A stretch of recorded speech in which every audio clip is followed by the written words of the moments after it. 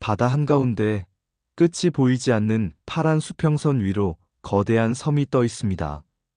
그런데 이 섬은 흙도 나무도 풀도 없습니다. 대신 끝없이 이어지는 것은 버려진 플라스틱입니다.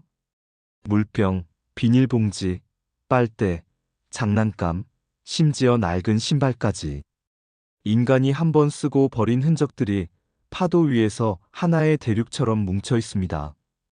이를 사람들은 플라스틱 아일랜드라고 부릅니다. 바다새들이 그 위에 앉아 먹이를 찾다가 플라스틱을 삼키고 물고기들은 작은 조각을 음식으로 착각합니다. 그리고 그 물고기는 결국 우리의 밥상 위로 올라옵니다. 눈앞에 보이는 풍경은 바다 한가운데지만 사실은 인간 사회의 축소판입니다. 우리가 던진 쓰레기가 되돌아와 우리를 삼키고 있는 것이지요. 플라스틱은 인류에게 축복과도 같은 존재였습니다. 가볍고 튼튼하고 무엇보다 저렴했습니다. 한때 플라스틱은 인류의 위대한 발명품이라 불렸습니다. 그러나 시간이 흐르면서 그 편리함은 그림자가 되었습니다.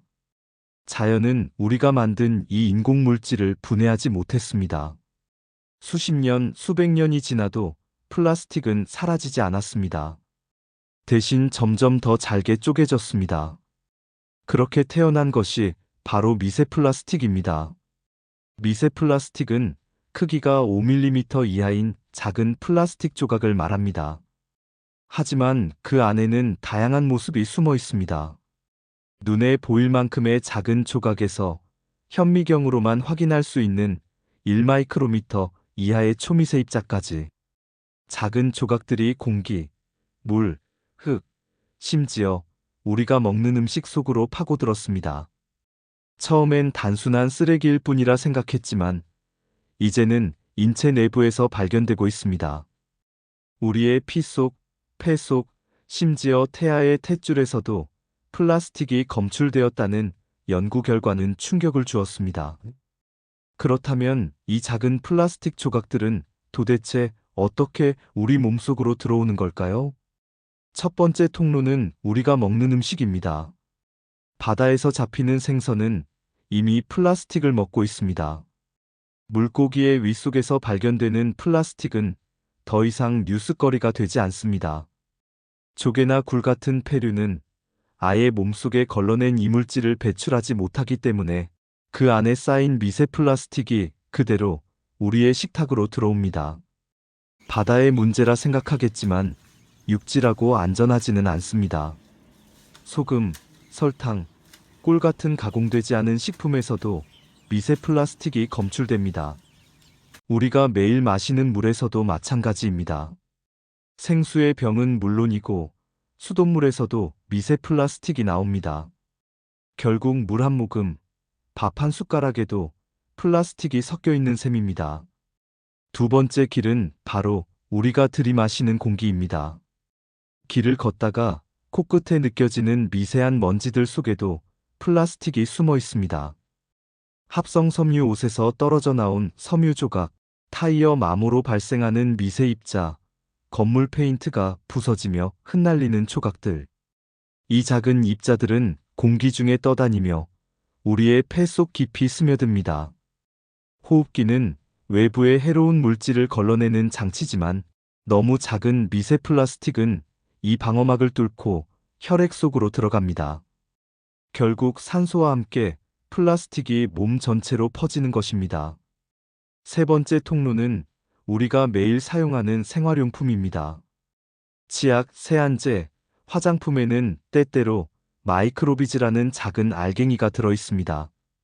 피부 각질을 제거하거나 세정력을 높이기 위해 사용되는 이 알갱이 역시 플라스틱입니다. 그것을 사용하면서 일부는 피부에 남고 일부는 세수를 하며 하수구로 흘러갑니다. 하수 처리장에서 완벽히 걸러내지 못한 플라스틱은 다시 강과 바다로 흘러들어갑니다. 이렇게 해서 우리 몸에 들어온 미세 플라스틱은 어디로 갈까요? 문제는 대부분의 경우 몸속에서 쉽게 배출되지 않는다는 점입니다. 일부는 대변이나 땀을 통해 빠져나가지만 아주 작은 입자들은 세포막을 통과해 우리 몸의 조직에 쌓입니다. 혈관 속으로 들어가면 온몸을 돌며 장기 곳곳에 침착될 수 있습니다. 실제로 연구에 따르면 간, 신장, 폐 조직에서 플라스틱 조각이 발견되었습니다. 면역세포는 이 이물질을 제거하려고 끊임없이 싸우지만 끝내 분해하지 못합니다. 결국 우리 몸 안에서 만성적인 염증 반응을 일으킬 수 있습니다. 더 충격적인 사실은 태아에게도 미세 플라스틱이 전달된다는 점입니다. 임산부의 혈액과 태반에서 플라스틱이 검출되었고, 심지어 탯줄 속에서도 발견되었습니다. 즉, 인간은 태어나기도 전에 이미 플라스틱에 노출되고 있는 셈입니다. 인류의 다음 세대가 플라스틱과 함께 태어나는 시대를 맞이한 것입니다. 아직 미세 플라스틱이 인체 건강에 미치는 모든 영향을 완전히 파악하지는 못했습니다. 다만, 염증 반응, 세포 손상, 호르몬 교란 가능성이 크다고 보고되고 있습니다. 그리고 이런 작은 조각들이 장기적으로 몸속에 쌓인다면 그 결과가 어떨지는 누구도 장담할 수 없습니다.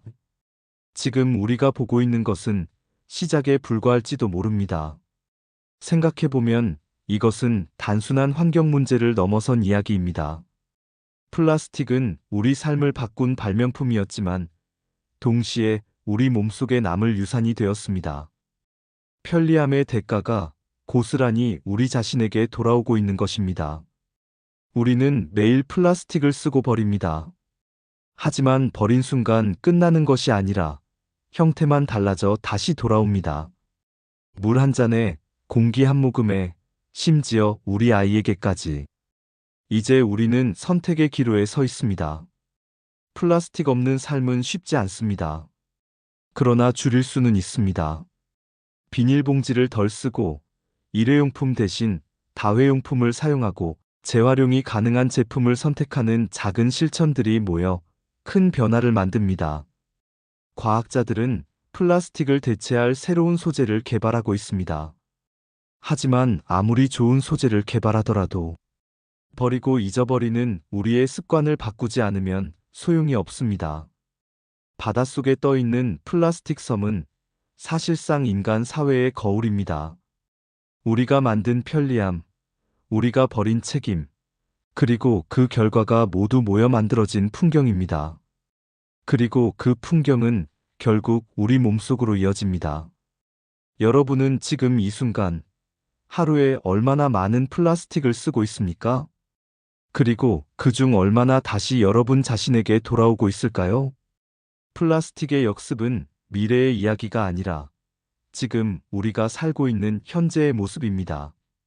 그 작은 조각들이 우리의 혈관 속을 흐르고 있다는 사실을 떠올린다면 우리는 더 이상 이 문제를 외면할 수 없습니다. 편리함과 건강, 오늘의 선택과 내일의 대가 사이에서 우리는 어떤 선택을 해야 할까요? 결국 답은 분명합니다. 우리는 스스로를 지키기 위해, 우리 아이들을 지키기 위해 지금 당장 달라져야 합니다. 플라스틱의 역습은 이미 시작되었고, 이제 그 다음 장을 어떻게 쓸지는 우리의 몫입니다.